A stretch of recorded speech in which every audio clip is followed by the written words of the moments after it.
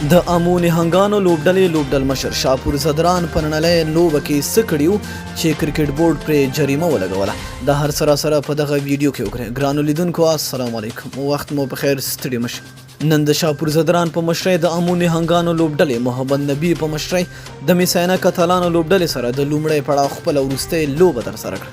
دغه لوبه چې میساینا کتالانو پکې لومړۍ توپوهنه وکړه، د امو نهنګانو ته د 133 منډو هدف وټاکه، خو په ځواب کې د امو نهنګانو له لوري هم په زړه پورې توپوهنه ترسره شوه چې د لوبې په وروستۍ 2 توپونو باندې 10 منډې پکار وې او منیر احمد دغه مهال توپوهنې ته ولاړو. بلخوا د شپږیزې کرکټ لیګ د امو نهنګانو لوبډل مشر شاپور زدران له دې امله جریمه شو چې ولې د لوبې په پای کې په لوبسار یعنې په امپایر نیوکه کړې وه.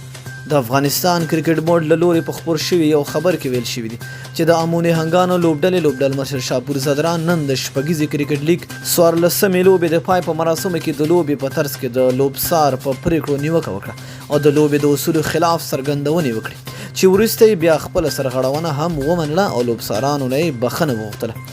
دوی همداراز په خپل خبر کې زیاته کړې ده چې نوموړي د لوبې د رفري د پریکړې پر بنسټ د کرکټ د جزا قانون د 2مې درجې سرغړونې له امله د لوبې د فیس سلنه جریمه شو او د نن لوبې ټول فیس به ترې ګرځول کیږي. نو دوستانو، تاسو د شاپور زدران دغه کار څنګه ارزوئ؟ لاندې په کمنټ کې را سره خپل نظر شریک کړئ. تر بیا ښې چارې.